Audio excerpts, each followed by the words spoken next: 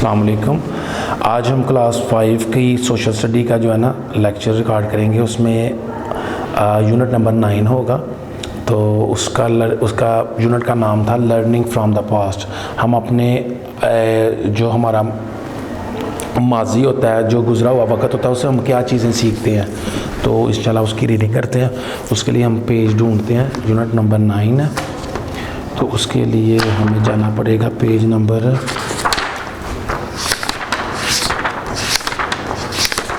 जी। ये स्टार्ट हो रहा है हमारा 84 से।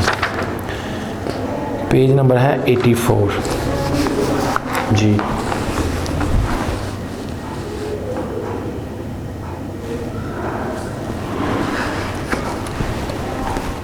जी learning from the past different types of calendar, यानी कि इसमें वो बता रहे हैं कि मुख्तलिफ़ तरह के जो कैलेंडर होते हैं जिनसे हम तारीख़ें वगैरह जो हम नोट करते हैं, तो उनके बारे में वो बता रहे हैं कि तरीक़ें हमें कैसे हासिल होती हैं और क्या सूरत है जो भी है। यानी कि हम इंशाल्लाह कैलेंडर के ज़रिए इसमें पढ़ते हैं। कहते हैं there are many types of calendar in the world. दुनिया में मुख्तलिफ़ तरह के कैलेंडर्स होते हैं। कैलेंडर्स यानी जिससे हम तारीख वगैरह देते हैं।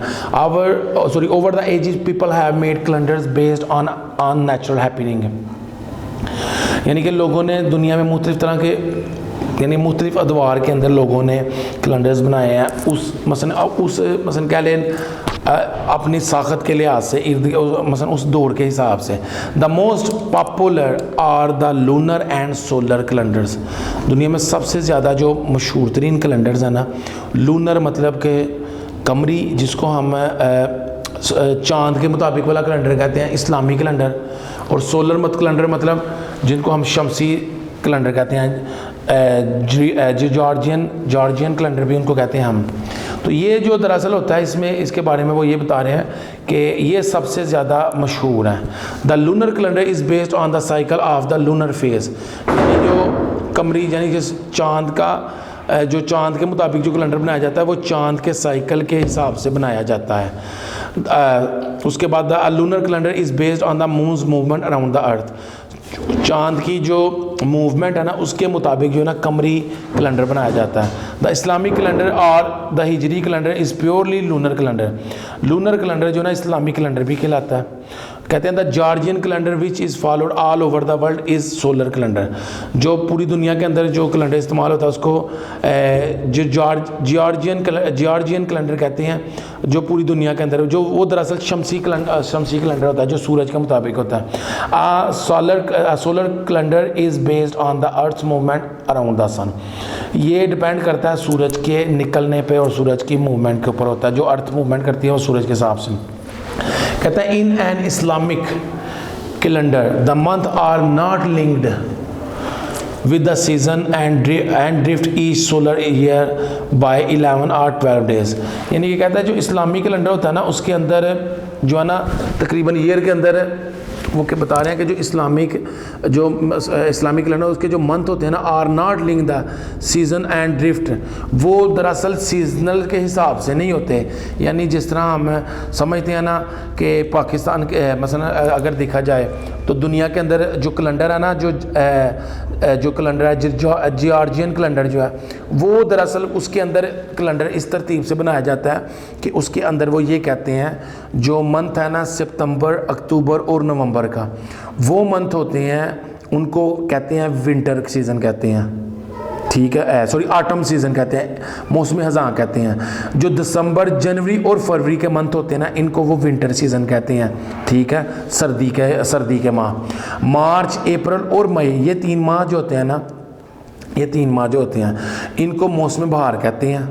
ठीक है, उसके अलावा उसके बाद आ जाते हैं जून, जुलाई, अगस्त, इनको जो ना समर सीज़न भी कहते हैं। ठीक है, यानी कि मौसम गर्मा भी कहते हैं इनको। ठीक है जी।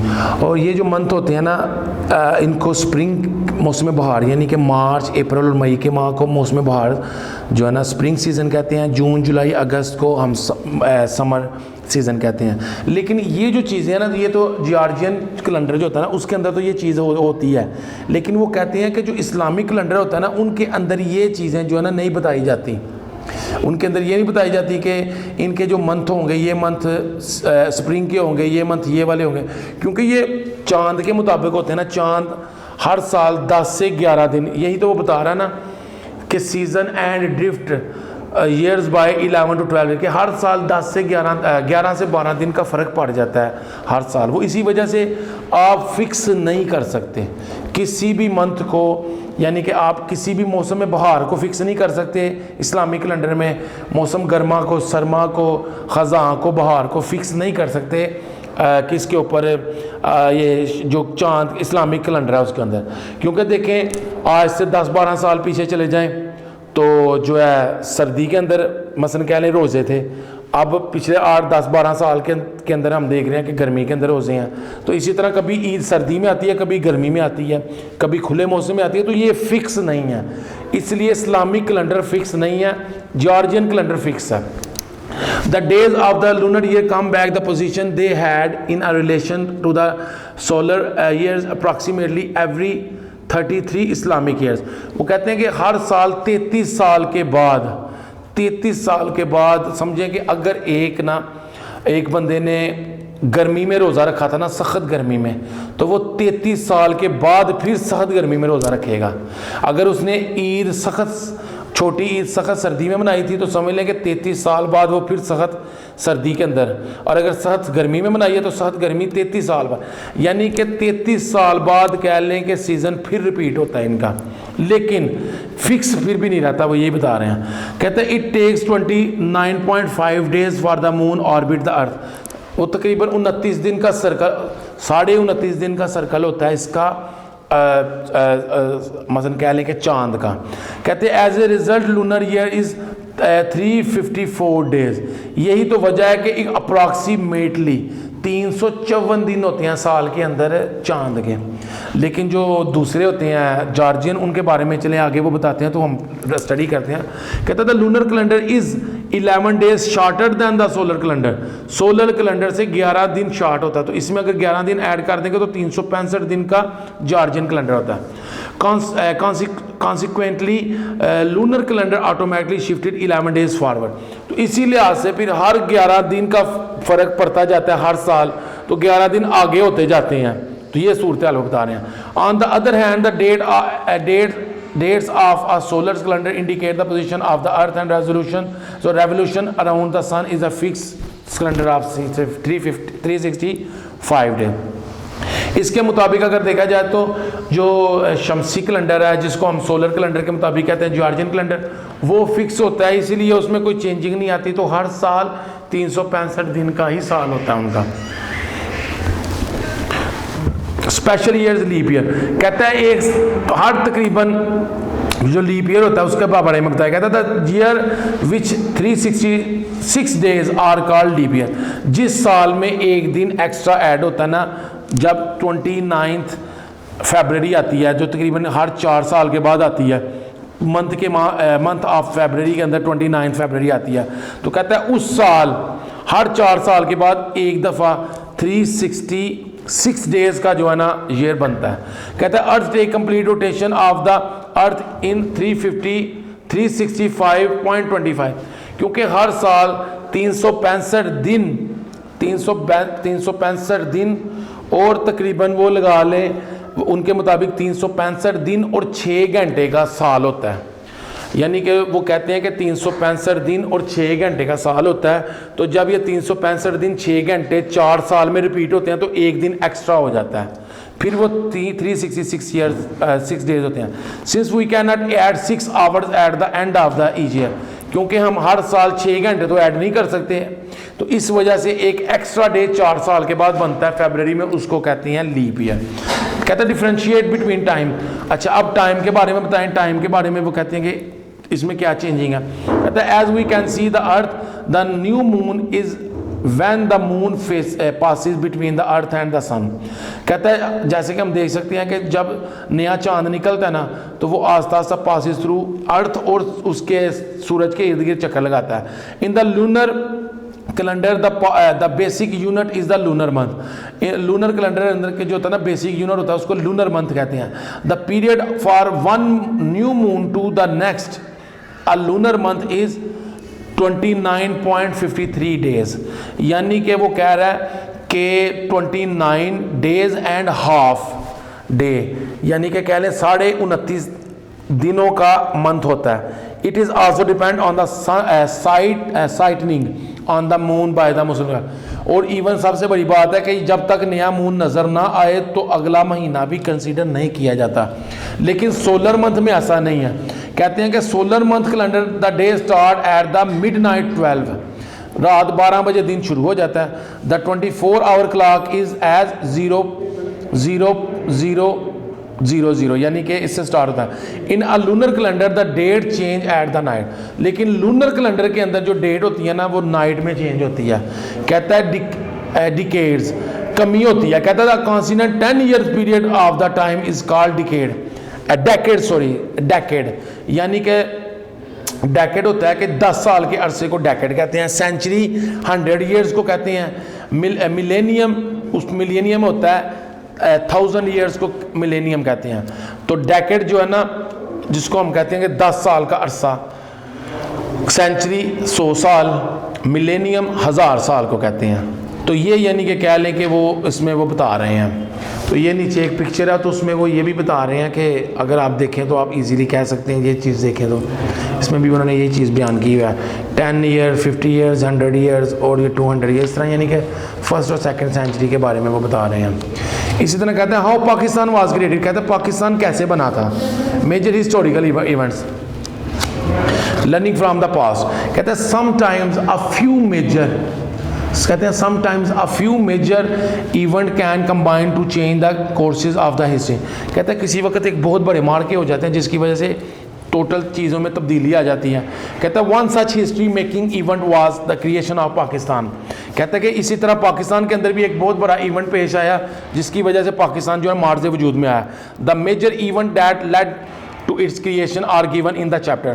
कहता है पाकिस्तान बनने के अंदर जो वजूहात सामने आई हैं वो कहता है कि हम इस चैप्टर के अंदर डिस्कस करेंगे।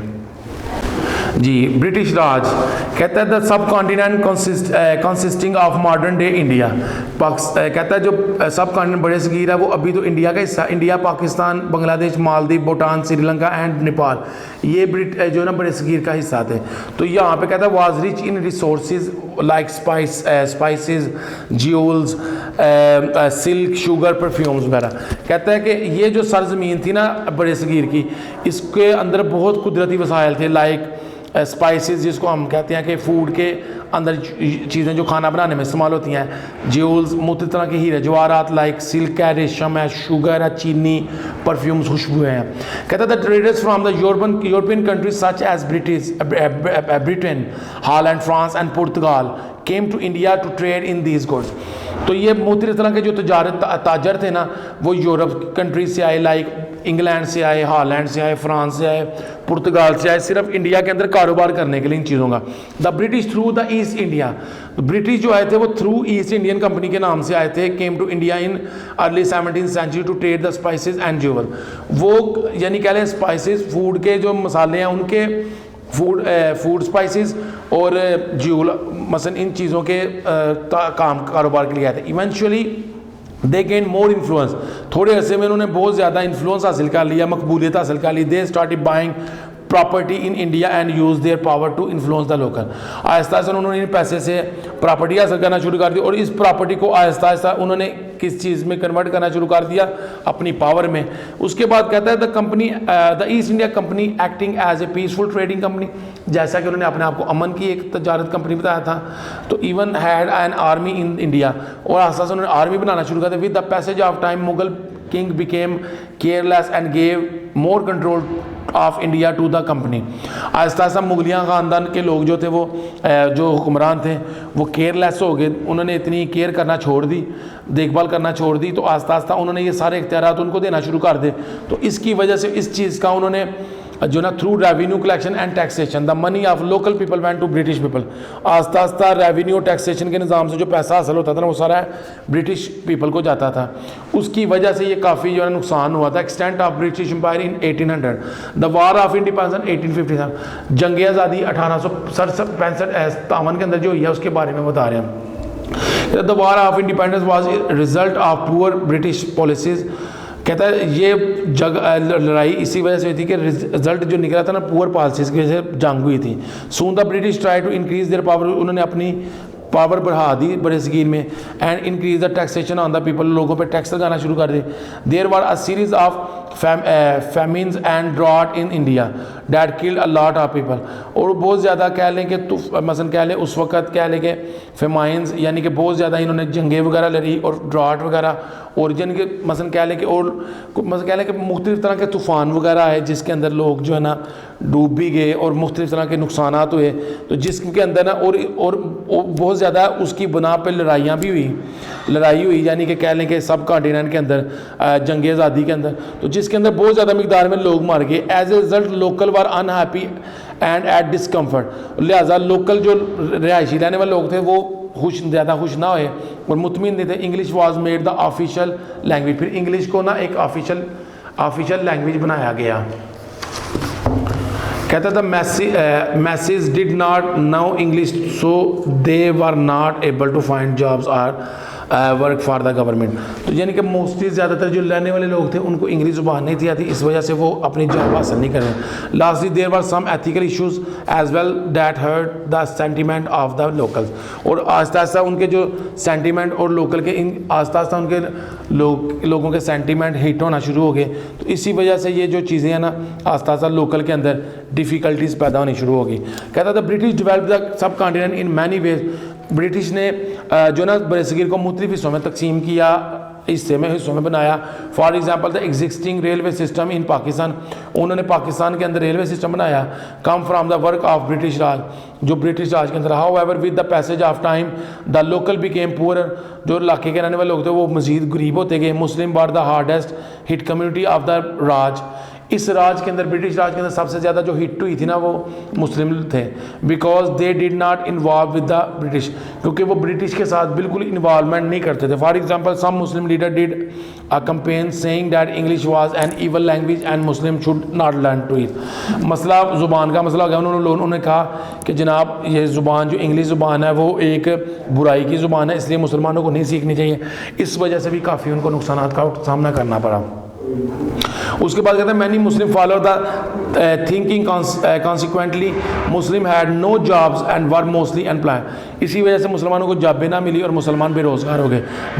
This thinking was change until sir Syed Ahmad Khan became a political leader, जैसे सर सैयद अहमद खान पॉलिटिकल सियासी लीडर बने ना, उन्होंने उनकी जो थाट्स थी ना, उनकी जो सोचें थी वो तब्दील की। He encourage Muslim youth to learn new skill and new language to influence the decision of British. उन्होंने कहा कि अगर आप ज़ुबान सीखेंगे और नई महारतें हासिल करें तो एक तो आपको जॉब मिल जाएगी और आपके रहने के लिए आसानी पैदा होगी। हाउ एवर जैसे कैसे a lot of damage had been done by then, उन्होंने बहुत ज़्यादा नुकसान बनाया। Rift between local community had begun, बगावतें उठना शुरू हो गई। The local Indians felt they were being sidelined by the British, लेकिन अगर देखा जाए तो हर लिहाज से फेवर जो थी लोकल इंडियन को ज़्यादा फेवर हुई थी। The last nail in the coffin, कह लें कि तबूत को आखिरी कील ये लगा वाज, यानी कि कह लें कि एट लास्ट समझ लें कि सबसे आखिर में ये हुआ when the British art introduce a new cartridge मतलब कि जो बंदूकें वगैरह या राइफलें वगैरह इंट्रोड्यूस करें। They cartridge were greased with the pig and cow fat, उनकी जो कार्ट्रेज थी ना उनको ग्रीस दी जाती थी चर्बी गाय और सूर की चर्बी तो से। Pig was repugnant to the Muslim, मुसलमानों के लिए तो हराम था। Cow was sacred for the Hindu, हिंदुओं के लिए मुकद्दस थी गाय, इसलिए the local soldier refuse to use the gun and the revolted, लिहाजा उन्होंने लोकल जो सोल्जर थे सिपाही थे उन्होंने गन उठाना उन्होंने गन जो है ना इनकार कर दिया उठाने से और फिर बगावत हुई। In many part of India there were rebellions, India के बहुत हिस्सों के अंदर रिबिलियंस बगावत हुई। द ब्रिटिश मर्साइलेसली यानी कि स्लाटर लोकल सोल्जर, ब्रिटिश जो थे ना ब्रिटिश ने लोकल सोल्जर थे ना उन्होंने बड़ा जो ना उनको ज़िबा करना शुरू कर दिया। People and princes due to lack of resources and supplies, the revolt was crushed and overthrown, लिहाजा बगावत उठी, लोगों को मारा कुचले गए, लिहाजा बगावत फिर जो ख़त्म होगी। However the East India company was brought to an end in the British took over the running the government in India, तो लिहाजा यानी ईस्ट इंडिया कंपनी जो थी ना ईस्ट इंडिया कंपनी वो वाज ब्रॉट जो ना एंड वो आस्ता आस्ता ख़त्म हुई। British took over the running government जो थी उन्होंने इंडिया को दे दी। All local were subject the queen of England, जितने भी इर्द गिर्द की चीज़ें थी वो क्वीन के अंडर कर दी। Through viceroy the British ruled India in 89 year. बहरहाल फिर वायसराय आया, फिर ब्रिटिश तो वहाँ से उनकी क्वींस वगैरह तो चली गई, लेकिन वहाँ पर उन्होंने एक वायसराय का निज़ाम शुरू कर दिया, जो जिसका ज़्यादा फेवरेट होता था वो उसको सपोर्ट करता था। तो लिहाजा बताने का मकसद ये था कि ना करते हुए 89 ईयर्स जो है ना उन्होंने हुकूमत कर ली थी ब्रिटिश ने उधर। कहता था formation of all India League ji, the formation of all India Muslim League. कहते कि ऑल इंडिया मुस्लिम लीग का क़याम कैसे वजूद में आया?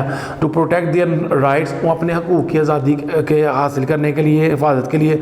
The local leader formed a party, तो लोकल लीडरों ने मिलकर ना, रहनुमाओं ने मिलकर एक पार्टी बनाई, the all India Muslim league, उसका नाम ऑल इंडिया मुस्लिम लीग दिया। इन 1906 the member of party believe that only Indians Muslims and Hindus both should allow run the country. तो कुछ अरसे बाद उन्होंने यकीन कर लिया रहने वाले लोगों ने कि मुसलमान और हिंदू जो है ना इस जगह पे जो है ना इसको रन करेंगे। This concept was called the Hindu Muslim unity, इसको हिंदू मुस्लिम मुत्तहिदा का नाम दिया, like all India Muslim league, जिसको बाद में ऑल इंडिया मुस्लिम लीग कहते हैं। Congress was also famous party in India, India के अंदर कांग्रेस भी एक फेमस पार्टी थी। All India Muslim league was formed by leader and politician who left Congress over disagreement. जो लोग कांग्रेस से तंग आ जाते थे, कांग्रेस को छोड़ देते थे, वो फिर इस पार्टी का हिस्सा बनते थे। कायदे आज़म एंड इट्स 14 पॉइंट्स, कायदे आज़म के 14 निकात।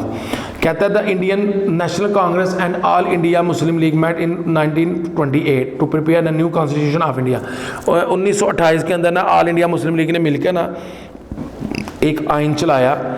The Nehru report was publish after the meeting, उसके बाद नेहरू की रिपोर्ट आई। The Nehru report benefited in Hindu more than Muslim. Nehru की जो रिपोर्ट थी उसमें ज़्यादातर हिंदुओं को फ़ायदा था, मुसलमानों को इतना फ़ायदा उसमें कुछ नहीं था। तो the Muslim because they were majority in reply to it, जिसमें कहा गया क्योंकि हिंदू अक्सरियत में, इसलिए हिंदुओं को ज़्यादा फ़ायदा पहुंचेगा। इन 1929 Mohammad Ali Jinnah wrote a proposal with 14। फिर 1929 में कायदा से मोहम्मद अली जिन्ना ने ना एक 14 निकात लिखे। द मेन उस 14 निकात का जो मेन था ना उसमें था that minority should get equal right. इसमें यह था कि अकलीतों को भी बराबरी के हकूक़ मिले थे। Congress reject this proposal claiming that the India were being divided. कायदे आज़म तो मसलन उन्होंने, कांग्रेस ने कहा कि अगर आप ऐसा करेंगे, अकलीतों को भी हकूक़ देंगे, इंडिया के कांग्रेस ने कहा अगर आप इसको कहा कि अगर आप इनको बराबरी के हकूक़ देंगे तो इंडिया तो फिर कुछ हिस्सों में तकसीम हो जाएगा। फिर कायदे आज़म ने अंदाज़ा लगाया, realize that instead of trying for Hindu Muslim unity the party would now fight only for the right of Muslim. फिर उन्होंने अंदाज़ा लगाया कि हम तो सब के लिए कर रहे थे, हिंदू मुसलमान के लिए कर रहे थे, लेकिन अगर ये इसी तरह ही है तो फिर ठीक है, हम मुसलमान हैं, हम अपने मुसलमानों के लिए करते हैं। लामा इकबाल इलाहाबाद एड्रेस, लामा इकबाल ने इलाहाबाद एड्रेस दिया था in December 1930। A Muslim League meeting in Allahabad 1930 के अंदर मुस्लिम लीग की मीटिंग हुई थी। Allama Iqbal is the first time suggest, इसमें लामा इकबाल को पहले बताया गया that the Muslim should have a separate state, जिसमें लामा इकबाल ने कहा कि मुसलमानों को एक अलग रियासत लेनी चाहिए। He propose that the area having a Muslim majority should be combined to make an independent state. लामा इकबाल ने बताया कि जिन एरियो में मुसलमानों की तादाद ज़्यादा उनको पाकिस्तान का हिस्सा बनाया जाए। द लाहौर रेजोल्यूशन, लाहौर में जो रेजोल्यूशन क्या थे, करारदाद पास हुई थी, करारदाद Lahore. The Muslim League held their meeting on 23rd March 1940 in Lahore up to present a monument resolution। उन्होंने एक तहरीक चला मोमेंटस रेजोल्यूशन, यानी कि उन्होंने 23 मार्च 1940 को ना लाहौर के अंदर एक करारदाद पास की थी, जिसको करारदाद लाहौर कहते हैं। This resolution came to be known as a Pakistan, जिसको करारदाद पाकिस्तान भी कहते हैं। It was announced that the main aim of the party and the separate state for the Muslim Pakistan. अच्छा, उसमें यह बताया गया था कि इनका मकसद क्या है, उनका मकसद है कि सेपरेट से अलग मुस्लिम कंट्री चाहते हैं। Pakistan day is celebrated every year on 23rd March to honour this event. इस इवेंट के ऑनर के लिए ना हर साल 23rd मार्च को ना ये पाकिस्तान डे मनाया जाता है। उसको कहते हैं जनरल इलेक्शन 1945 टू 1946 में general election were held in India 1945 1946। The Muslim league one all the Muslim seats, all the Muslim of India were completely United under कायदे आज़म। तो जितने भी मुसलमान थे ना, यानी कि मुस्लिम लीग जीती थी 1945-46 में, तो ऑल द मुस्लिम, जितने भी मुसलमान थे ना इंडिया के अंदर, वो कायद आज़म के अंडर हो गए थे, मुत्तहिद हो गए थे। Independence day of Pakistan 14 August 1947, Pakistan came into being on 14 August 1947, the dream of millennium brave man and वमन केम ट्रू। 14 अगस्त 1947 को पाकिस्तान मार्ज़ वजूद में आया। कह लें कि बहादुर मर्दों और औरतों का जो ख्वाब था ना देखा हुआ, वो पूरा हो गया। The migration of Pakistan was the largest human migration in the history of Mankind. दुनिया की तारीख की सबसे बड़ी नकल मकानी कह लें, हिजरत कह लें, जो पाकिस्तान और हिंदुस्तान के दरमियान में हुई थी। We should appreciate and hard work for the Pakistan, our elders made many sacrifices for its independence. हमें अपने मुल्क पाकिस्तान की कदर करनी चाहिए और अपने बड़ों की इज़्ज़त और उनकी कुर्बानियों को सामने रखना चाहिए, जिसके बदले हमें पाकिस्तान एक आज़ाद रियासत मिली है। उसके बाद कह रहे हैं some event changing the entire world, कुछ ऐसे इवेंट हुए जिन्होंने सारी कह लें कि दुनिया को जो है ना तब्दील करके रख दिया। तो वो जो इवेंट हुए हैं उनके बारे में जो है ना हम इंशाल्लाह इसमें बात करते हैं। कहते हैं many times it happen that the countries have disagreement. हम ख्याल करते हैं कि मुख्तलिफ दफ़ा कुछ वक्त ऐसा होता है कि दो मुख्तलिफ कंट्रीज़ के आपस में एक जैसी एग्री नहीं करते एक बात से, तो sometime they unable to handle these disagreement in peaceful manner, और कुछ वक्त उनसे ये एग्रीमेंट अच्छे तरीके से, अमन के तरीके से हैंडल नहीं हो पाते। Unfortunately the settle these issue they start fighting, countries fight over many things like land. तो इसी वजह से बदकिस्मती से होता क्या है कि फिर आपस में कंट्रीज़ की आपस में लड़ाई होती है, तो लैंड हासिल करने के लिए रिसोर्सेज, रिलीजन और पावर। उसकी वजह या तो मज़हब बनती है, वसाइल बनती हैं, या जगह बनती हैं, या ताकत बनती है। Countries should avoid war because it cause a lot of damage. लोगों मसलन मुल्कों को चाहिए कि लड़ाइयों से बच कर रहे, क्योंकि इससे बहुत ज़्यादा नुकसान होती है। तो वार की वजह से कह लें कि दुनिया जो है ना दोबारा ख़त्म हो जाती है, फिर दोबारा से दुनिया नए सिरे से आती है। तो इसमें वो यही बता रहे हैं कि वर्ल्ड वार 1 में कहता है this is called the great war, जो एक अजीम जंग काउंट की थी। It was basically fought in Europe, जो हुई यूरोप के अंदर थी। इट स्टार्टेड ऑन 28 जुलाई 1914 के अंदर हुई थी, एंड वेंट ऑन स्टिल 1918 11 नवंबर तक, यानी कि 28 जुलाई 1914 को जो है ना वर्ल्ड वार स्टार्ट हुई और ख़त्म हुई थी तकरीबन 4 साल के बाद 1918 के अंदर। The war began when archduke Franz Ferdinand of Austria was murdered in Serbia. Serbia के अंदर ना दरअसल ऑस्ट्रिया के रहने वाला एक जो है ना आर्च ड्यूक था, यानी कि रहनुमा था, उसका नाम था फ्रांज फर्डिनेंड। तो वो साइबेरिया के अंदर कत्ल कर दिया गया था। The war involve all the powerful nation of the time.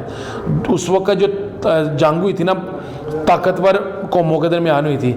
There were 2 opposing group for alliances, यानी कि उस वक्त दो ग्रुप बने थे जो आपस में लड़ाई करते, फाइटिंग अगेंस्ट ईच अदर, एक दूसरे के दरमियान।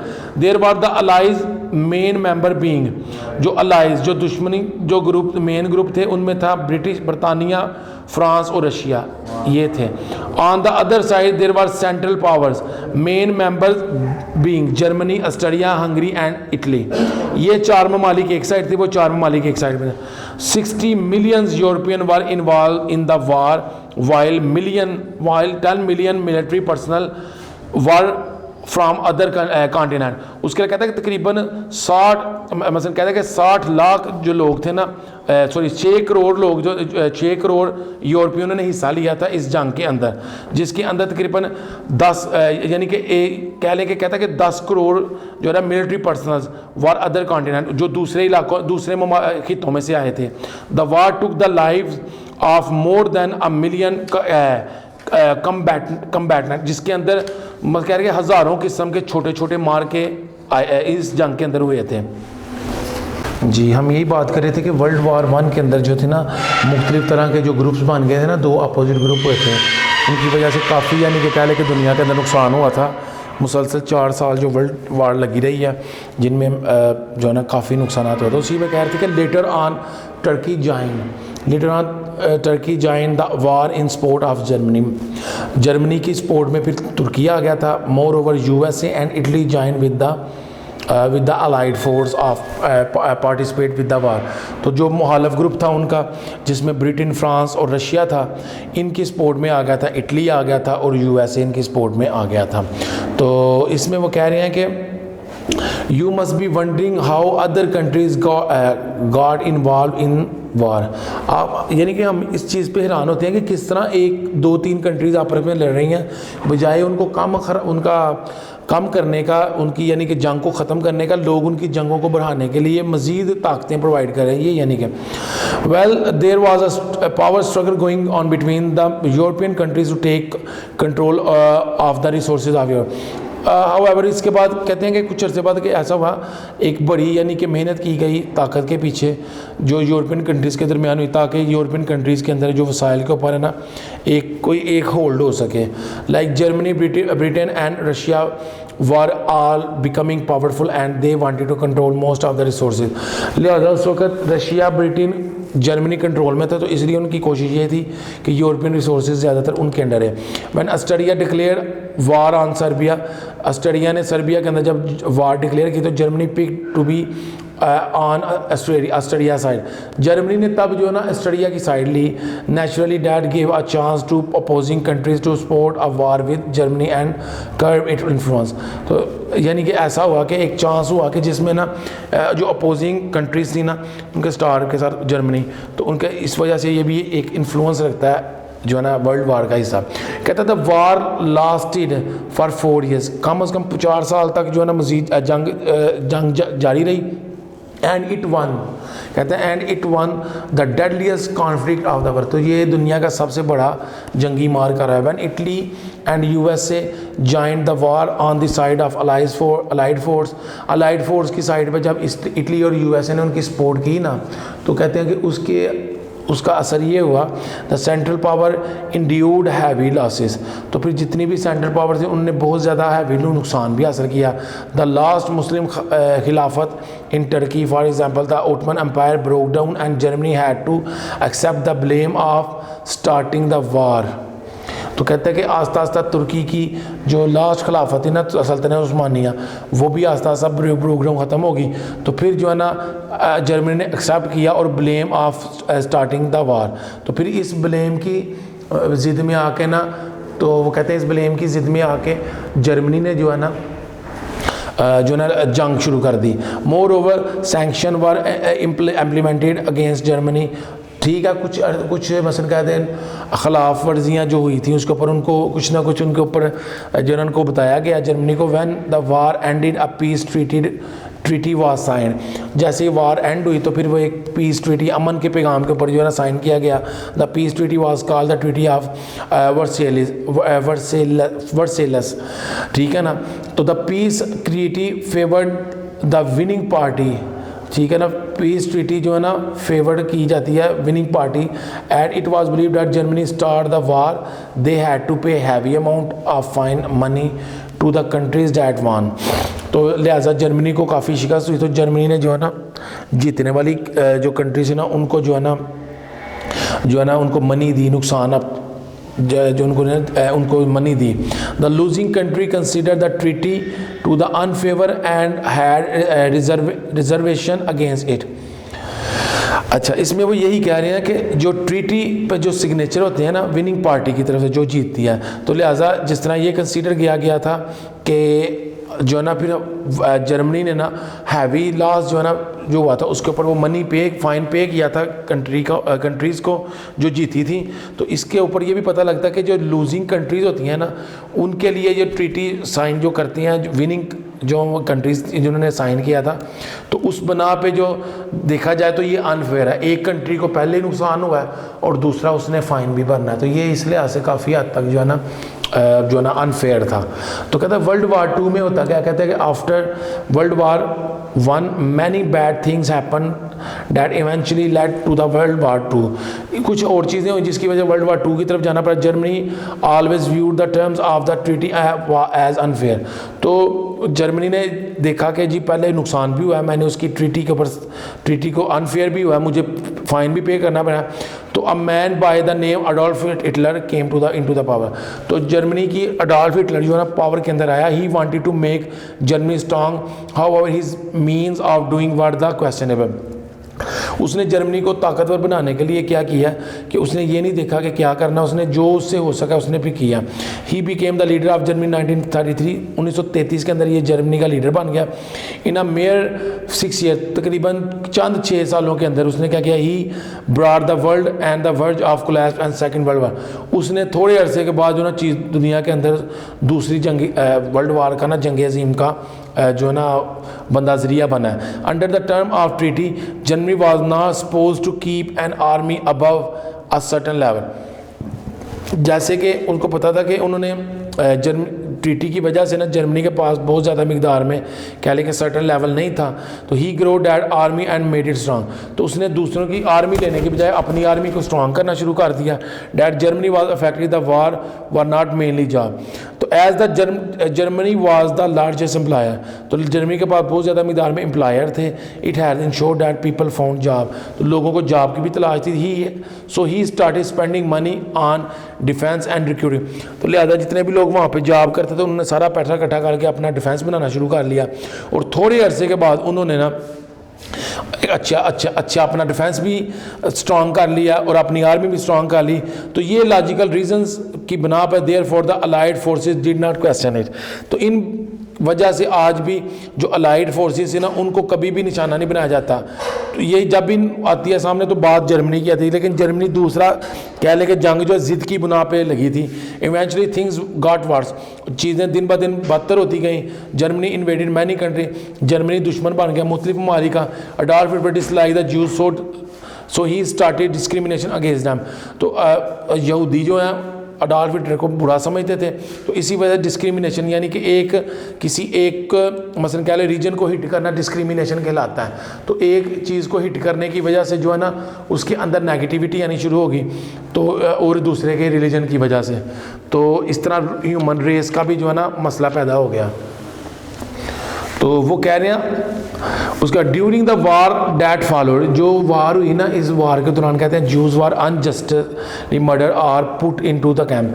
तो यहूदियों के साथ बहुत बुरा हुआ, उनको मार दिया जाता था और कैंप के अंदर भेज दिया जाता था। Estimate show that the 6 million, तकरीबन वो कह रहे हैं कि तकरीबन 60 लाख लोग जो है ना 60 लाख लोग जो हैं 60 लाख जो यहूदी हैं juice and 5 million non juice, यानी कि 50 लाख यहूदी और 50 लाख जो है ना juice and 6 million juice 60 lakh यहूदी और 50 लाख यानी यहूदियों के अलावा लोग जो है ना मारे गए थे।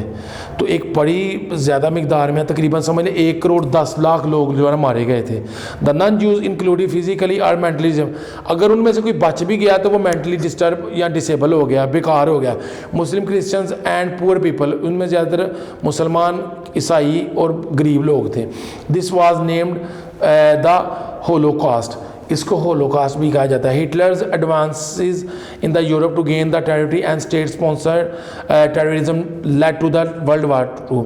तो हिटलर की ये चीज़ें और यूरोप को गेन करने की और ज़्यादा रकबा हासिल करने की वजह से ना ये जो है ना स्पॉन्सर्ड टेररिज्म को इसको कहा जाता है कि ये हिटलर जो है ना दहशत गर्दी को स्पॉन्सर करता है, बढ़ावा देता है। World war 2 began to the 1st September 1939 with the invasions of Poland by Germany. It lasted until 1945। अच्छा जी, तो यानी कि it involved most of the world nations including of the almost most powerful nations, यानी कि कह लें कि इनमें ज़्यादातर जो वर्ल्ड नेशन थी ना इंक्लूडिंग पावरफुल नेशन वो भी शामिल थी, और उसके अलावा वो बढ़ाना चाह रहे थे, बढ़ते हुए पोलैंड और जर्मनी भी इसमें शामिल थे। तो उसके बाद वो कह रहे हैं अगेन देयर वर 2 अलायंसेज, इसमें भी 2 अलायंसेज थे, the allies and axis. The allies leading countries were Russia, America and Great Britain. Allies वाली साइड पे जो थी ना वो रशिया, अमेरिका और ग्रेट ब्रिटेन थी। द एक्सिस साइड पे थी जर्मनी, जापान और इटली। जर्मनी, जापान, इटली एक साइड पे थी। There were more than 100 million military personals involve in the war. तकरीबन वो कह रहे हैं कि 100 मिलियन, तकरीबन कह लें 10 करोड़ मिलिट्री फौजी जो थे ना उसमें शामिल थे। तो कहता the country involve completely in the war there scientific, economic and industrial sources to win. The war. तो लिहाजा जो कंट्रीज़ जंग के अंदर इन्वॉल्व थी उनके साइंटिफिक, साइंसी, मुआशी और इंडस्ट्रियल जितनी भी चीज़ें थे ना वो वार की वजह से विन कर गए थे। Nearly 50 to 70 million people died, ठीक है, तकरीबन वो कह रहे हैं 5 से 7 करोड़ लोग जो थे ना वो मर गए थे। It is the deadliest war in the history, ये भी एक बदतरीन कह लें कि तारीख की जो है ना मसलन कह लें कि जंग थी। The allies crushed in the axis in 1945, इस दफ़ा अलाइज जो थे ना वो क्रश हो गए थे। The allies crush the axis, again axis जो थे ना यानी कि जर्मनी वो फिर क्रश हो गया। Even the winning countries lost many peoples, कहता है हत्ता कि जो कंट्री जीती थी ना उन्होंने भी बहुत ज़्यादा अपना इलाका और लोग खो दिए थे। At the end world war 2 the British empire finally collapsed, जैसे तैसे जब जंग का आखिर में हुआ, जंग का खात्मा हुआ ना तो ब्रिटिश जो एम्पायर हुक्मरानी थी ना वो कोलैप्स कर गई थी, ठीक है। उसमें वो कह रहे हैं think about it how harmful are war, जंगें कितनी ख़तरनाक होती है। Discuss the feeling of child hiding and store room during a raid by enemy soldier, आप अंदाज़ा करें कि फीलिंग बताएं कि बच्चों को किस तरह बच्चों को हाइड किया हो स्टोर रूम के अंदर जब एनिमी सोल्जर जो है ना रेड कर रहे हो, तो क्या सिचुएशन होती है वो। कहते हैं व्हाट हैपेंड लेटर, फिर उसके बाद में क्या हुआ। The world learn that it was the interest of all countries to have peace, लोगों ने आस्ता आस्ता जानना शुरू कर दिया कि हर दुनिया के हर कंट्री जो है ना पीस चाहती है। The united nation organization was established to encourage international cooperation and step for future conflict. फिर एक यूनाइटेड नेशन बनी जिसका मकसद ये था कि लोगों को मसलन कह लो कि लोगों को सेफ रखना, पीस का पैगाम पहुंचाने के लिए, ताकि फ्यूचर में कोई जंग वगैरह ना हो। तो 2 super power were form, United state and Soviet union, उस वक्त 2 स्टेट थी। तो this started a cold war which carried on for 46 year. तो यानी कि 2 उस वक्त यूनाइटेड स्टेट और सोवियत यूनियन रशिया थी, वो अपनी एक दूसरे को दिखाने के लिए कि मैं ज़्यादा ताकतवर हूँ, और रशिया कहता है मैं ज़्यादा ताकतवर हूँ, अमेरिका कहता है मैं ज़्यादा ताकतवर, तो अपनी ताकत के लिए वो क्या कहते हैं दूसरे ममालिक के ऊपर वो कह लें कि एटम बम्ब वगैरह फेंकते थे ताकि दूसरे को दिखाने के लिए कि देखो मैं कितना ताकतवर हूँ। आपस में वो लड़ते नहीं थे लेकिन दूसरों को नुकसान पहुँचाते थे। लेकिन ये 46 ईयर तक कैरिड रहा। United state had dropped 2 atomic bomb on during the war, जो on Japan during the war United state ने ना 2 कह लें कि बम जो थे ना एटॉमिक बम फेंके थे। The destruction and death cause by the made the country realize that the atomic weapon should not be use again. तो उसकी मसलन इस जंग के बाद में पता लगा कि कभी भी अगर कोई भी मसला हो जाए ना, उन्होंने इस चीज़ का अंदाज़ा लगाया कि कभी भी जो है ना एटॉमिक बम के साथ जो है ना वेपन के तौर पे इस्तेमाल नहीं किया जाएगा, क्योंकि ये बहुत ज़्यादा नुकसान पहुंचाने वाली चीज़ है। तो इसके बाद हमारा हीरोज़ चैप्टर नंबर 5 है, इसमें कहते हैं नेल्सन मंडेला, इंटरनेशनल हीरो में नेल्सन मंडेला। 1918 से 2013 तक नेल्सन मंडेला जो है ना इनकी एज का है। तो उसमें देखते हैं क्या है। There are occasions when one man change the course of history in the country, such a man was Nelson Mandela. कहता दुनिया की तारीख में ऐसी चेंजिंग तब्दीलियाँ आती हैं कि कोई एक आदमी जो है ना किसी मुल्क की तारीख बदल देता है, एक आदमी। तो नेल्सन मंडेला भी उनमें से एक है। From 1948 to 1994 apartheid system of racial segregation, यानी कि वहाँ पे ना नस्ल रंग ज़ात के ऊपर जो है ना मामला हुआ, जो 1948 से लेकर 1994 तक जो है ना ये ऐसा सिस्टम था जहाँ पे लोगों को रेसिज्म होता था, यानी कि लोग एक दूसरे को, यानी कि काले गोरे का मसला जो ना ये पैदा हो गया वहाँ पे। तो वो बता रहे थे इसमें ना एग्जिस्ट इन साउथ अफ्रीका में हुआ था। Racism existed in south Africa from colonial times, but after the second world war it was made a part of government natives. तो यानी जैसे ही वर्ल्ड वार ख़त्म हुआ तो वहाँ पे अक्सरियत उस वक़्त कालों की थी, लेकिन जो हुकूमत के अंदर थे वो वाइट सिविलाइजेशन थी। तो इस सेंस में जो ना प्रेजुडिस यानी कह ले गुरूर तकब्बुर पैदा होगा जिसने रेसिज्म का सहारा लिया। तो इस वजह से कह रहे हैं कि गवर्नमेंट के जो नेटिव थे ना वो साउथ अफ्रीका के क्रूली ट्रीटेड, उनको बहुत जुल्माना जो ना उनके साथ शुरू किया जाता था। Their life was very difficult, उनकी ज़िंदगी बहुत मुश्किल हो गई थी। They did not have access to basic facility like food, clean water and housing. The majority were illiterate, जैसा कि वहाँ के लोग ज़्यादातर पढ़े लिखे नहीं थे और उनको खाने के लिए पानी, साफ़ पानी और घर रहने के लिए फैसिलिटीज़ नहीं थी, तो इस वजह से दे did not get good job, तो कालों को ज़्यादातर जॉब्स नहीं मिली। इसी वजह से the native south African war in the majority, लेकिन है तो मेजॉरिटी में काले ही थे मसलन आबादी के लिहाज से, लेकिन वहाँ पे जो है ना ज़्यादातर प्रॉब्लम्स ये हुई कि ज़्यादातर काले पढ़े लिखे नहीं थे, इस वजह से अच्छी जॉब्स ना उनको मिलना, तो दूसरे लोग जो थे वो आके जॉब्स करने लग पड़े जो पढ़े लिखे थे।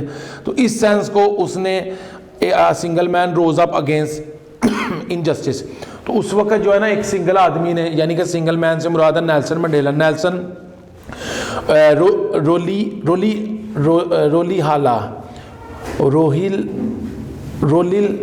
रोली लाल ज़्यादा आगे नेल्सन मंडेला। तो इसी तरह एक नेल्सन मंडेला की तरह कह रहे हैं मदर टेरेसा भी थी, जो दरअसल कहते हैं कि Mother Teresa was also an international hero, वो भी एक बैनुल अक़वामी हीरो है। Mother Teresa was born in 1910 in Macedonia में ना 1910 में पैदा हुई थी। A country south east Europe, south east Europe की ना एक कंट्री है। She was Christian nun and missionary, वो एक क्रिश्चियन नन और मिशनरी थी। 1929 she move to India and stay there till she died in 1997। 1929 में ना वो मूव हो गई थी इंडिया के अंदर, वहाँ पे स्टे किया और 1997 में वो इंतकाल कर गई थी। She work very hard to help the poor and the sick, उन्होंने बहुत ज़्यादा सख्त मेहनत की है गरीबों के लिए और जो बीमार होते थे। She is renowned world wide for his contribution in helping the needy, वो दुनिया के अंदर नाम उनका जाना जाता है सिर्फ इस वजह से कि उन्होंने अपनी खिदमात की वजह से उनका नाम जाना जाता है। आवर हीरोज़ के अंदर नेक्स्ट वाला we should be proud of our Pakistani heroes. Ansar Barni is a lawyer and human rights activist who was worked really hard for people to get affected by war. Ansar Burney हमारे पाकिस्तान के एक फ़ख्र और hero भी हैं। वो एक लायर भी हैं और ह्यूमन राइट्स के लिए, लोगों के हकूक़ के लिए भी वो उन्होंने काफ़ी हद तक काम किया। तो उनका और वार के दौरान जो लोग होते थे उनमें भी उन्होंने काफ़ी यानी कि कह लें कि काम उन्होंने किया था।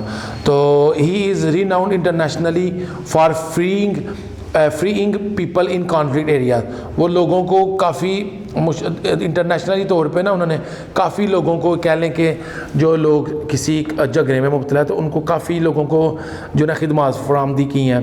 Conflict area are places where a war are civil unrest is going on, तो कॉन्फ्लिक्ट एरिया वही होते हैं जहाँ पे जंग चल रही हो या कोई सिविल वार वगैरह हो। तो इसी तरह इनके बारे में ये भी आता है कि जो पायरेट्स थे ना, उनके जो पायरेट्स थे अफ्रीका के पायरेट्स थे, तो उन्होंने पाकिस्तान के तकरीबन कह लें कि पाकिस्तान के शिप के जो थे कैप्टन थे उनको जिन्होंने अंडर ले लिया था, तो उनको फिर इनके ट्रस्ट ने और गवर्नमेंट ने मिलकर जो है ना उनको छुड़वाया था। यानी कि कह लें ये पाकिस्तान के अंदर कोई तकरीबन 2007-8 के अंदर कोई ये मामला पेश आया था, तो अंसार बर्नी साहब ने ये इसमें भी यानी कि काफ़ी अपनी खिदमात की थी। तो बल्कीस ईदी wife of Abdul Sattar Edhi is also known the helping the poor in Pakistan. Bilquis Edhi और उनकी वाइफ अब्दुस्तार ईदी की है, अब्दुस्तार ईदी की वाइफ हैं। तो इन मियाँ बीवी ने मिलकर पुअर लोगों जो पुअर पीपल ऑफ पाकिस्तान की मदद की है। She is known is the helping वमन हु के कम टू ईदी centre providing them with food and shelter, जो कोई भी ईदी सेंटर आता है ये उनको खाना प्रोवाइड करते रहने के लिए घर। They many like many civilian hero Pakistan is proud of its military hero as well. Civilian यानी कि रोज़ जो शहरी हैं उनके अलावा पाकिस्तान अपने मिलिट्री हीरो फौजी हीरो के बारे में भी काफ़ी यानी कि कह लें कि फ़ख्र रखता है। Nishan Haider is a military medal that is given to the hero who fight bravely in war. Pakistan का आज़ादा निशान हैदर जो एक बहादुर फौजी को दिया जाता है जंग के बाद। द रिसिपेंट ऑफ निशान हैदर आर, पाकिस्तान के अंदर जो निशान हैदर को का इजाज़ लेने वाले हैं उनके नाम हैं, उनमें है राजा मोहम्मद सरवर शहीद 1910 to 1948, he kept the Indian army out of the northern area of Pakistan, उन्होंने जो है ना शुमाली एरिया जो था ना पाकिस्तान उसको कवर करके रखा था, इंडियन आर्मी को अंदर घुसने नहीं दिया। तो फैल मोहम्मद शहीद 1914 टू 1958, तो इनके बारे में आता है when the Indian army occupied in the village in east Pakistan now Bangladesh, जब बांग्लादेश वाले हिस्से में उन्होंने इंडिया की आर्मी ने हमला किया था ना, तो ही फाउट द आर्मी की पाकिस्तान सेफ, तो उन्होंने पाकिस्तान को सेफ रखने में मदद की थी। उसके बाद आ जाए मेजर अजीज़ भट्टी के बारे में आता है। मेजर अजीज़ भट्टी शहीद कहते हैं in the 1965 war with India, Aziz Bhatti fought continuously for the 5 days and kept the Indian army out of outpost in Lahore, उन्होंने लाहौर आने से बचाया था, इंडियन आर्मी को घुसने से बचाया था। 1965 के अंदर उन्होंने 5 दिन मुसलसल जंग हुई थी। राशिद मिन्हाज शहीद है 1951 टू 1971 इनका, तो ये कहते हैं he is the youngest person to receive the this award, वो एक सबसे कम सिन उम्र के कह लें कि शख्स थे जिनको निशान हैदर मिला। He was training to fly a jet when his instructor हाई जेट की to plane the started flying it towards India, उनके प्लेन को हाई जेट कर लिया गया था लेकिन उन्होंने सून ही उसको डिस्ट्रॉय कर दिया और इंडिया को अपना प्लेन हाई जेट नहीं करने दिया। Rashid fought with the instructor eventually crashing the plane, he was martyred, वो शहीद हुए थे, उन्होंने अपना प्लान क्रैश हो गया। He knew that the plane would have cross Indian territory, उनको ये पता भी चल गया था कि इनका इंडियन टेरिटरी क्रॉस कर गया। It would have started another war, जिसकी वजह से एक अदर वार का हिस्सा बना था ये काम। मेजर शबीर शरीफ शहीद, इनके बारे में आता है 1943 to 1971, fought bravely with the Indian army in 1971 में इन्होंने इंडियन आर्मी के साथ बड़ी बहादुराना अंदाज में लड़े। He kept the army out of Pakistan land, उन्होंने इंडियन आर्मी को पाकिस्तान के अंदर घुसने दिया, दुश्मनों को बाहर निकाल दिया। मोहम्मद हुसैन जंजुआ शहीद 1949 to 1971, he destroyed 16 enemies tank in the war of 97, उन्होंने 16 टैंक दुश्मनों के 16 टैंक जो है ना 1971 में तबाह किए। In the process of securing, क्योंकि वो अपने मुल्क को सिक्योर करना चाह रहे थे, पाकिस्तानी बॉर्डर को सिक्योर करना चाहते। He was shoot and was murdered, उनको गोली लगी और वो शहीद हो गए। इसी तरह ये हमारे हीरोज़ की बात हो रही थी। तो आगे हमारे कुछ रिमेनिंग और भी हीरो हैं, उनके बारे में वो कह रहे हैं। मोहम्मद अकरम शहीद 1938 to 1971, he fought bravely in the war of 1971 and try to keep the army out of east India east Pakistan now Bangladesh, वो ये बांग्लादेश के अंदर रहे थे। इन्होंने काफ़ी हद तक, जब पाकिस्तान और बांग्लादेश इकट्ठा एक ही मुल्क था ना, तब ये बांग्लादेश में इनकी कह ले कि पोस्ट थी उस वक्त, तो इन्होंने इंडिया को अंदर दाखिल नहीं होने दिया। Major Mahfuz 1944 to 1971, during the Indo Pakistani war 1971 में इंडिया पाकिस्तान की जब जंग हुई, he was deployed among the Indian army border, इन्होंने पाकिस्तान की आर्मी पोस्ट को संभाले रखा बॉर्डर पे। He was the operator of light machine gun, ये लाइट मशीन गन के ऑपरेटर थे। Mahfuz machine gun was destroyed by Indian shell on the night of 17 दिसंबर 1971, 17 दिसंबर 1971 में उनकी इंडियन शेल बजने से ना उनकी मशीन गन डिस्ट्रॉय होगी। He single handedly attacked on army bunker, उन्होंने एक ही हाथ से फिर आर्मी के जो बंकर थे उन पर अटैक किया। He was bounded and was eventually murdered, वो बहुत ज़्यादा ज़ख्मी हुए और बाद में शहीद हो गए। कैप्टन कर्नल शेर खान, इनके बारे में आता है 1970 से 1999। Captain colonel Sher Khan fought bravely in the Kargil war, Kargil के अंदर जो जंग हुई थी उसमें इन्होंने हिस्सा लिया था। Kargil war was conflict between India and Pakistan in May June 1999 में, मई और जून 1999 के अंदर जो है ना इंडिया पाकिस्तान के बिटवीन कॉन्फ्लिक्ट हुई थी, जिनको कारगिल वार कहते हैं। In Kargil district of Kashmir line of control, जिसमें line of control of Kashmir में हुई थी। The line of control in the line which divided the Azad Jammu and Kashmir from the disputed Kashmir, जो इस वक्त मकबूजा कश्मीर है ना, LOC उसको अलग कर दिया आज़ाद जम्मू कश्मीर से। लालक जान शहीद, इनके बारे में आता है 1967 से 1999 तक। तो Lalak Jan was also murdered in Kargil war 1999, he drove many enemy tanks out of Azad Kashmir, इन्होंने बहुत ज़्यादा टैंक, ये 99 में ये भी शहीद हुए थे, इन्होंने बहुत ज़्यादा जो है ना आर्मी टैंक्स जो थे ना ड्रोव यानी को उड़ाए थे जो है ना आज़ाद कश्मीर में। All these heroes have worked really hard to make Pakistan proud. इनके सख्त मेहनत ने पाकिस्तान को इनको प्राउड करने पर प्राउड करवाया पाकिस्तान को। He they kept the enemy out of our country and kept the territory and honour of Pakistan से। इन्होंने दुश्मनों को अपने मुल्क के अंदर दाखिल नहीं होने दिया और अपने दुश्मनों को मुल्क से बाहर निकाल के मारा है।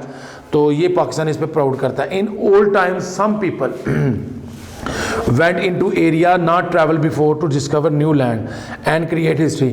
इसी तरह दुनिया में बहुत से लोग ऐसे हुए हैं जो एक जगह से दूसरी जगह सफ़र करते थे सिर्फ नई जगह ढूंढने के लिए ताकि हिस्ट्री बना सकें। These brave adventurers are known as explorer। इनको कहते हैं कि ये एक्सप्लोरर हैं जिन्होंने दुनिया को तलाश करने के लिए निकले, जिनकी वजह से हमें दुनिया के काफ़ी एरियाज़ का पता लगा। जिस तरह कोलंबस ने अमेरिका डिस्कवर किया, अब कोलंबस ना घर से निकलता तो वो अमेरिका डिस्कवर नहीं होना था। तो ये उसमें बात किया। Reason of exploration foreign goods, fame, wealth, curiosity, religion, national pride, better trade routes.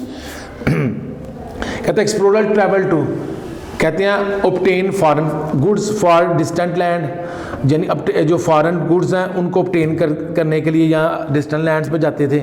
Achieve fame, popularity, या कह लें कि पॉपुलैरिटी शोहरत हासिल करने के लिए जाते थे या नए इलाके ढूंढने के लिए जाते थे। अक्वायर वेल्थ ईदर ट्रेड और कॉन्क्विस्ट, वो वहाँ पे जाते थे यहाँ तो चीज़ कोई मिलेगी या कोई ना कोई चीज़ डिस्कवर करके लाएंगे। एक्सपैंड देयर नॉलेज, या अपना इल्म बढ़ाने के लिए जाते थे।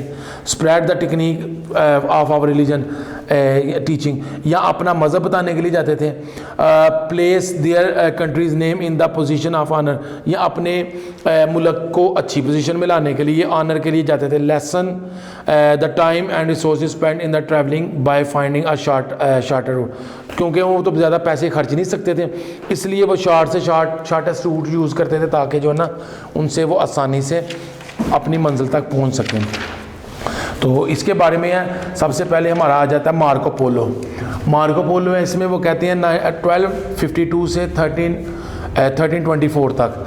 In the middle age most of the people spend of their lives in the village. They were born in the middle age, यानी कि मिडल एज यानी कि 14th सेंचुरी जो है वो मिडल एज का ज़माना है।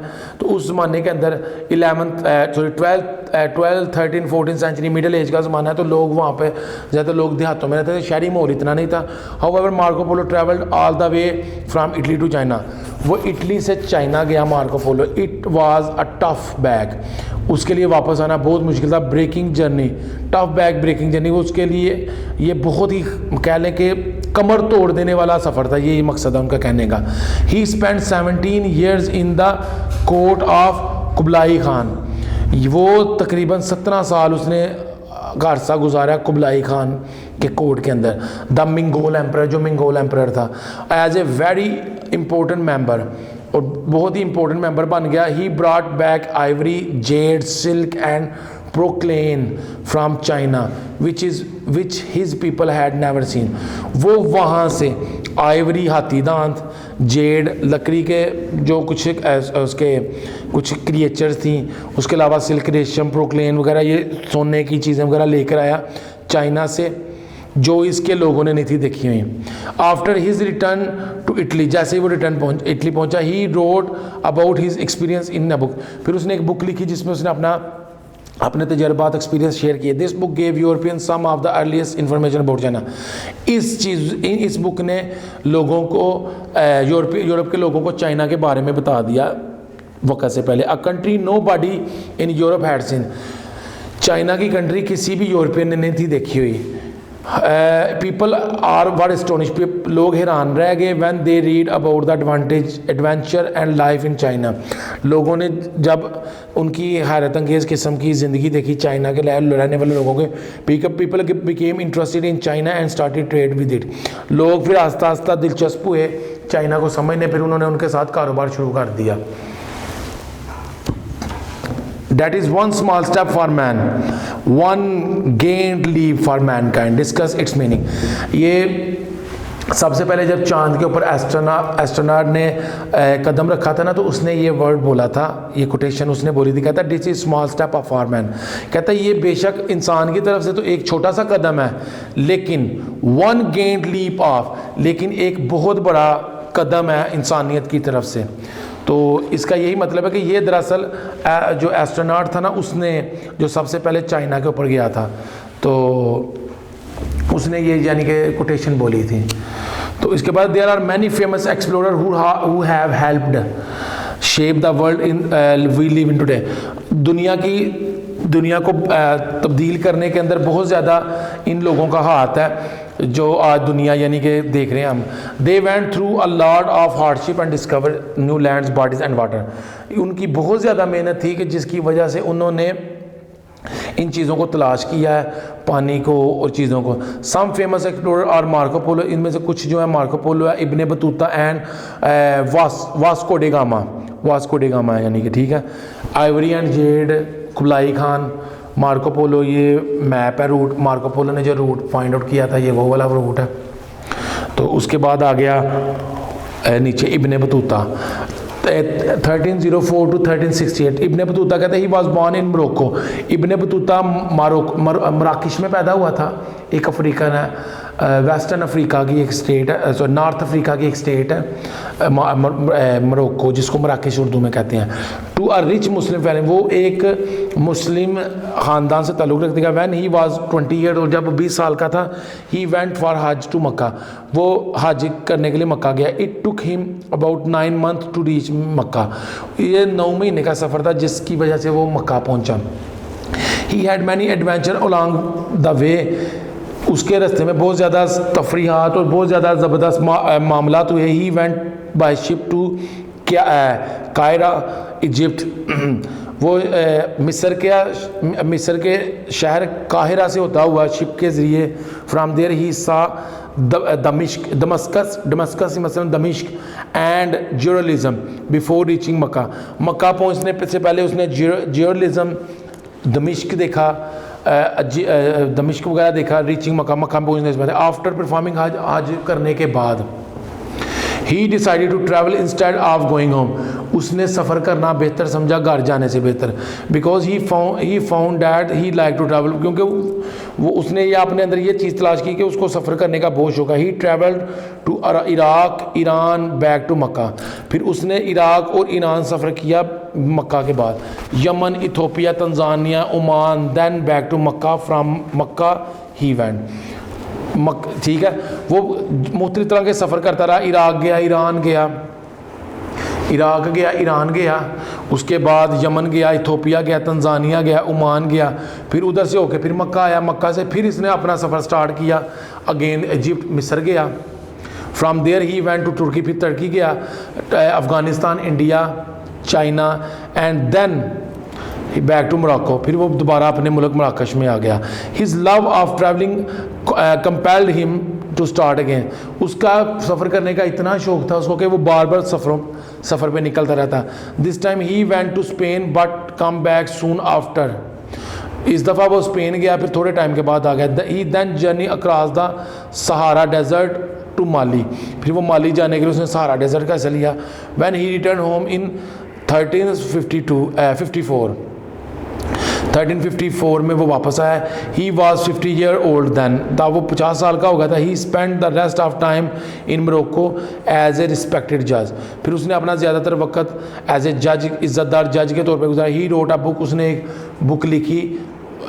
बुक लिखी जिसका नाम था रिहिला, उसकी बुक का नाम था। That told about the travel during his travel, जो उसके सफ़रों के बारे में बताती है जब उन्होंने सफ़र किए थे। He had face to attack by bandit होती हैं जो इलाके के गुंडे डाकू नहीं होते, उनके बारे में उन्होंने इस पर हमला किया। Escape is the black plague, ठीक है, black plague, escape the black plague, ये भागा ब्लैक प्लेग, यानी कि प्लेग तो वैसे बीमारी होती है ना, ताउन की बीमारी को कहते हैं।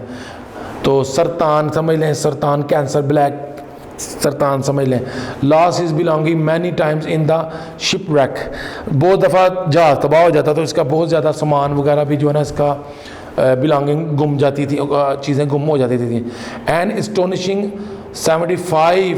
1000 miles, a figure unsurpassed by none until the coming of the age of on the age of 450 years later। आज 450 साल के बाद भी आज तक किसी ने 75,000 माइल का सफ़र तय नहीं किया जितना इसने किया। His book gave complete account to some parts of the world in the 14th century. 14th century के अंदर इसने जितने भी हिस्सों पे ट्रैवल किया तो उसके बारे में बताता था। Greatest traveller of all the time, ये दुनिया का सबसे बड़ा नहीं ही वाज हेल्पिंग हिस्टोरियन, जिसने 14th सेंचुरी के अंदर है हिस्टोरियन तारीखदानों की मदद की है ताकि वो बेटर लाइफस्टाइल दूसरे ममालिक का पता कर सके in 14th century. He was considered one of the, वो ख्याल किया जाता है दुनिया का greatest traveller of all time, दुनिया का सबसे ज़्यादा सफ़र करने वाला बंदा। He visited almost 44 countries in the early 29 years of travelling. 29 साल के अंदर उसने 44 कंट्रीज़ को विज़िट किया था। वास्को डे गामा के बाद इब्ने बतूता ने जो रूट किया हुआ वो ये है ब्लू कलर के अंदर, ये जो रूट है इसके।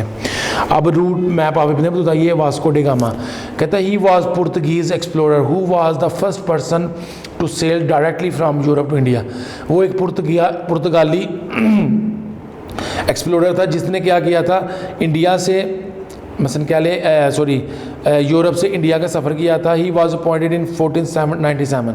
ही वो पहुंचा था 1497 के अंदर to command an expedition to find a sea route to the east and India. तो वो जो है ना उसने ईस्ट इंडिया के लिए एक सी का समुंदर का रास्ता अपनाया था। He was successful in finding a route, वो ये रास्ता तलाश करने में बड़ा कामयाब हो गया था। बिकॉज ऑफ हिम, उसी की वजह से people from Europe could travel by sea to India to trade. उसी की वजह से यूरोप के जो ट्रैवलर थे ना वो इंडिया जाने के लिए, तजारत करने के लिए वही रास्ता इस्तेमाल करते थे। उसके बाद आगे आ जाता है नील आर्मस्ट्रांग। नील आर्मस्ट्रांग वही है ना जिसके बारे में मैंने आपको थोड़े टाइम पहले बताया था कि उसकी कोटेशन है एस्ट्रोनॉट जो नील आर्मस्ट्रांग है उसकी कोटेशन है इसकी के बारे में आता था ना, that's one small step for man one giant leaves for mankind. तो ये इसकी कोटेशन है, तो ये भी पढ़ते हैं। ये route map of Vasco da Gama है जिसके अंदर उसने ये रूट फाइंड आउट किया हुआ है। ये देखें नील आर्मस्ट्रांग है, इसने भी डिस्कवरर यानी दरियाफ्त करने वाले एक्सप्लोरर जिसको हम कहते हैं। 1930 टू 2012, ये 2012 के अंदर ये इंतकाल फरमा के गया। Neil Armstrong was born 5 August 1930। He was born in America, America के अंदर 1930 5 अगस्त 1930 को पैदा हुआ था। He was commander of Apollo 2 moons landing mission, उसको अपोलो 2 मून्स के पास लैंडिंग के मिशन में भेजा गया था। This landing was achieving in July 20, 1969।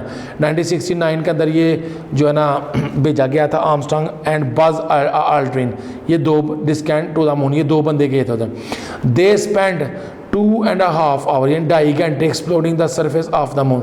ये 2.5 घंटे मून के ऊपर जो है ना रहे थे, इन्होंने मुख्तलिफ तरह के कह लें कि मतलब 2.5 घंटे उसके सरफेस को देखा पढ़ा जैसे भी है। They also planted the American flag on the moon, इन्होंने मून के ऊपर जाके चांद के ऊपर जाके अमेरिकन झंडा भी लहराया था। When Neil Armstrong first put his first foot on the moon he said the famous word, जैसे नील आर्मस्ट्रांग ने पहला कदम उसके ऊपर रखा था ना चांद के ऊपर, तो उसने ये वर्ड बोला था that is one small step of for a man, एक आदमी की तरफ से ये सबसे छोटा कदम है। One giant leave for man, लेकिन इंसानियत की तरफ से ये बहुत बड़ी अचीवमेंट है, बहुत बड़ा कदम है। Million of people worldwide listen to his word, दुनिया करोड़ों लोगों ने लाखों लोगों ने जो है ना इसके ये वर्ड्स को सुना था। This manned space flight was has open the door for space exploration, इसी के इस काम के मार्के ने दूसरे लोगों के लिए भी आसान रास्ता खोला। Now we know that space is accessible for us to conquer, इसका मतलब है कि खला अब हम खला को जीतने के लिए हम कुछ यानी कि हम खला को जीत सकते हैं अब आसानी से। The secret of space are no longer hidden, अब खला के ज़्यादातर राज जो है ना छुपे नहीं रहे। डिड यू नो के अंदर है the first man in the space was Russian astronaut Yuri Gagarin Gagarin. सबसे पहला जो एस्ट्रोनॉट था ना रशियन था, जो स्पेस पे फर्स्ट मैन इन स्पेस, जो स्पेस में गया था, उसका नाम था यूरी गैगारिन। उसके बाद है नेक्स्ट में वो कहते हैं विच प्रॉब्लम आर कंटिन्यूइंग, सॉरी ये चैप्टर नंबर 7 स्टार्ट हो गया, तो ये 7 चैप्टर नहीं है, तो चैप्टर नंबर 6 तक का ही है।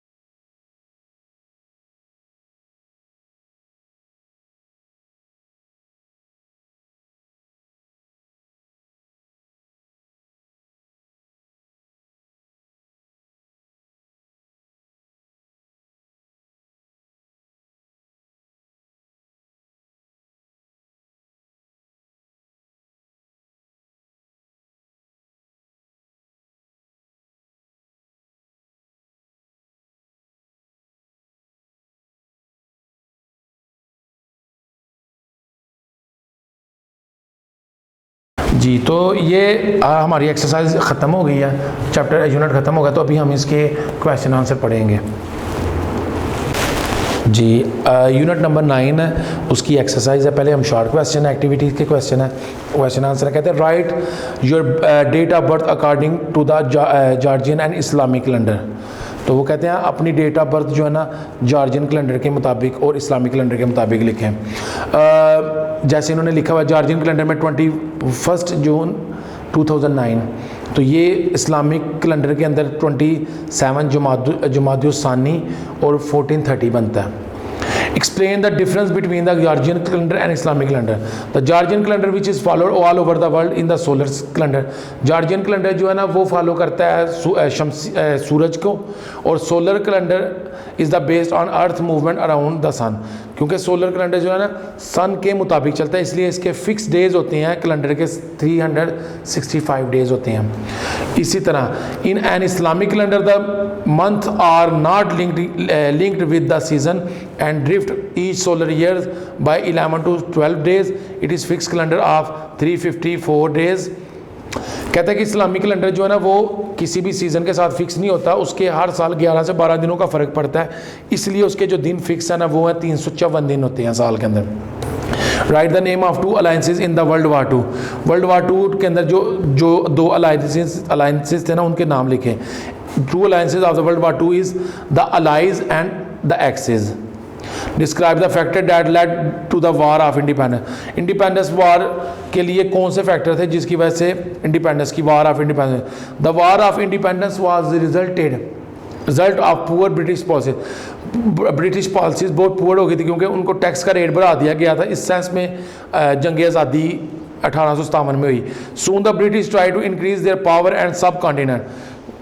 उन्होंने अपनी ताकत बढ़ाने के लिए बरसगीर पर हमला करना शुरू, बरसगीर के लोगों पर जो ना अपनी ताकत का इस्तेमाल करना शुरू कर दिया। एज ए रिजल्ट इसका रिजल्ट ये निकला लोकल वार अनहैप्पी, जो इर्द गिर्द के लोग थे वो ज़्यादातर खुश ना रहे, एंड एट अ डिस्कम्फर्ट, और वो मुतमिन ना रह सके। English war made the official language. English war made यानी कि WERE, इंग्लिश को बना दिया गया ऑफिशियल लैंग्वेज, सरकारी ज़ुबान इंग्लिश होगी। The message did not know, इर्द गिर्द के लोग तो इंग्लिश नहीं जानते थे, so they were not all to find jobs और वर्क फॉर द गवर्नमेंट। लिहाजा वो इंग्लिश की ज़ुबान ना जानने की वजह से वो जॉब्स और काम हासिल नहीं कर सके। What were the cause of world war 1। World war 1 की क्या वजह बनी थी जंग, वर्ल्ड वार क्यों हुई, पहली क्या वजह बनी वर्ल्ड वार 1 की। Germany, Britain and Russia were all becoming powerful and they wanted to control most of the resources. बरतानिया, जर्मनी और रूस उस वक्त पावर के अंदर थे, पावरफुल कंट्रीज थी, तो उनको चाहते थे कि दुनिया के जो वसाइल हैं उन पर ज़्यादातर कब्ज़ा करना चाहते थे। व्हेन ऑस्ट्रिया डिक्लेयर्ड वार, जैसे ही ऑस्ट्रिया ने ना वार डिक्लेयर की अगेंस्ट सर्बिया के, ऑन सर्बिया पे, तो Germany pick to be on Austria side, उसने ऑस्ट्रिया की साइड ली। Naturally that gave a chance to opposing countries to start war Germany and web its influence. तो यही वजह बनी कि जब उसने ऑस्ट्रेलिया की साइड ली तो दूसरे भी उनकी साइड लेना शुरू कर दी, तो इस सेंस में जो है ना वर्ल्ड वार वजह बन गई। क्वेश्चन नंबर 6 है, what were the result of world war 2? World वार 2 का रिजल्ट क्या बना था? Countries involve completely in war put all the scientific, economic and industrial resources to win the war. World war जीतने के लिए दुनिया की तमाम कंट्रीज़ ने अपने साइंसी, मुआशी और इंडस्ट्रियल रिसोर्सेज वसाइल जो है इस्तेमाल किए ताकि वो जंग जीत सकें। नियरली 50 to 70 मिलियन, 5 से 7 करोड़ लोग जो थे ना इस जंग के अंदर मार गए थे। इट इज़ द डेडलीस्ट वार, जो दुनिया की ख़तरनाक, यानी कि कह लें कि मौत वाली, कह लें कि वो जंग थी हिस्ट्री के अंदर, कि जिससे बहुत ज़्यादा लोग मर गए। इस वजह से इसको यानी कि कह लें कि ये वार डेडलीस्ट वार काउंट की जाती थी, ख़तरनाक तरीन जंग थी। Even the winning countries loss many people and territory, जो मुल्क जीते थे उन्होंने अपने बड़े से इलाके और बहुत ज़्यादा लोग भी खो दिए थे। At the end of world war 2, world वार 2 के आखिर में ब्रिटिश एम्पायर फाइनली कोलैप्स। अब बरतानिया की हुक्मरानी आस्ता आस्ता ख़त्म हो गई दुनिया से। Question number 7, describe the contribution of Nelson Mandela and mother Teresa. Mother Teresa और नेल्सन मंडेला की जो है ना वो कह रहे हैं कि खिदमात के बारे में आप बताएं। Nelson Mandela was an anti apartheid activist, वो यानी कि जो अपार्थाइड वहाँ की लोग थे ना, जो रेसिस्ट किस्म के लोग थे, उनके एंटी था, या अगेंस्ट था। He remain 27 years in prison, वो 27 साल उसने कैदी के तौर पे जेल में काटे। ही वाज रिलीज इन 1990, 1990 में वो रिलीज़ हुआ। And led his party to victory, और अपनी पार्टी को जिताने के लिए एक पार्टी बनाई, फिर उसकी पार्टी जीती 1994 में। Farming a multi racial democracy, उसमें उन्होंने बताया कि कोई भी रेशियल और नहीं होगी, डेमोक्रेसी होगी, प्रॉपर जमहूरियत होगी, जिसमें किसी कोई काला या सफ़ेद जो ना एक दूसरे पे नहीं है, सब को इक्वालिटी के बेस पे।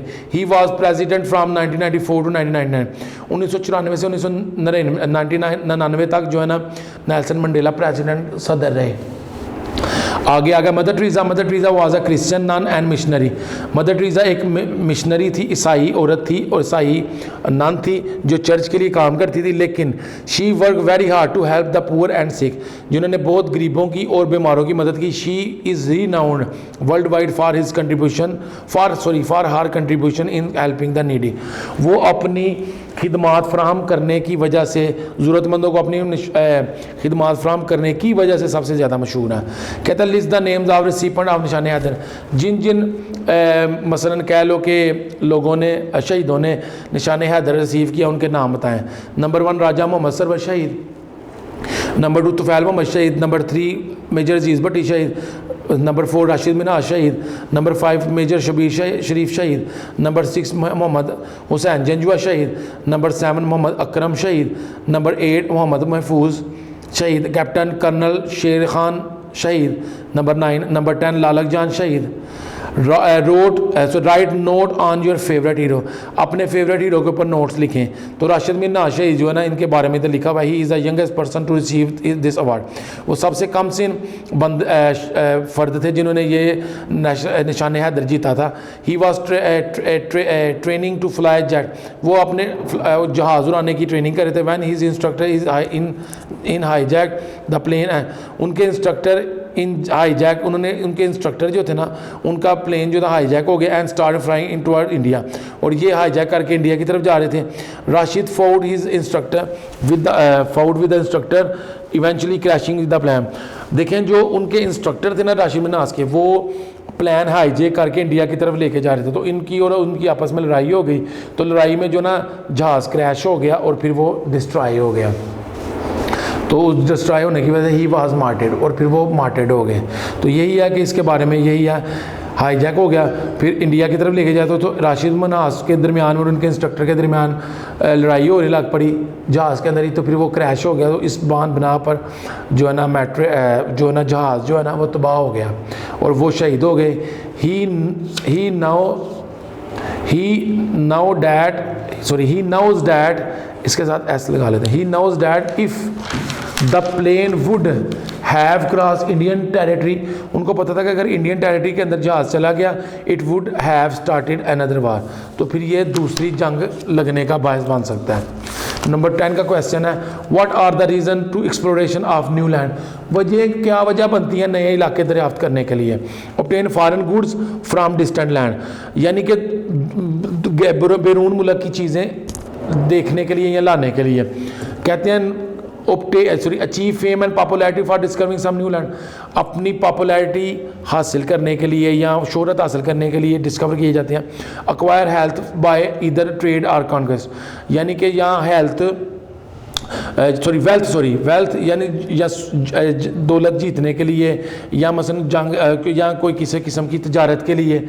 एक्सपैंड देयर नॉलेज, अपना इल्म बढ़ाने के लिए। Spread the teaching of their religion, या अपने मज़हब की तालीमात तबलीग के लिए।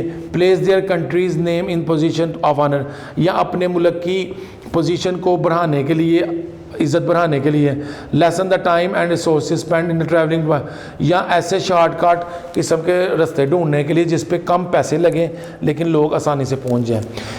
उसके बाद एक्सरसाइज में चूज़ द करेक्ट आंसर्स। कहता है Georgian calendar is the fix calendar of 365 days, जो सोलर कैलेंडर होता है ना वो 365 डेज का आता है। A consecutive 10 years period of time is called decade, decade कहलाता है, 10 साल के अरसे को डेकेड कहते हैं। और उसके बाद कहते हैं period of time equal to 1000 year is called millennium, 1000 साल के अरसे को मिलेनियम कहते हैं। The member of all India Muslim League believe that only Indian should be allowed for the run the country. All India Muslim League के लोग ये सोचते थे कि सिर्फ इंडियन को ही हक है कि वो कंट्री चलाएं।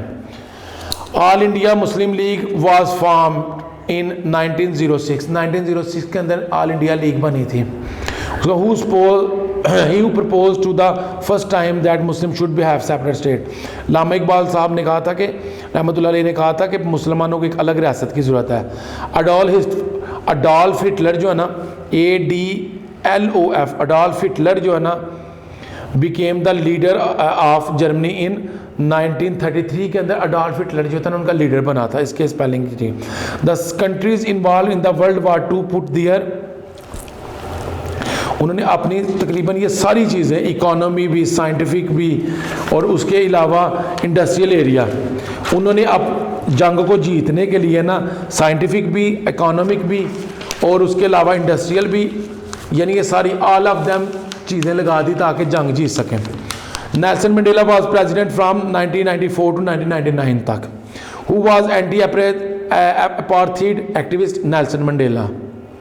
इनका नेल्सन मंडेला है, इनसे मिस्टेक हो गई है यहाँ पे, Nelson Mandela. Who is the youngest person to receive Nishane Haider? वो थे Rashid Bin Shahid. Reason for exploration is foreign good जी, फॉरेन गुड भी है, फेम भी है, वेल्थ भी है, ऑल ऑफ देम, ठीक है ये। Who wrote the book Rihla? Ibn Battuta ने ये बुक लिखी थी, Rihla. Dash was considered one of the greatest traveller of all the time, Ibn Battuta. Who was the commander of Apollo 2 moon landing mission? Neil Armstrong. Activities में fill in the blank है।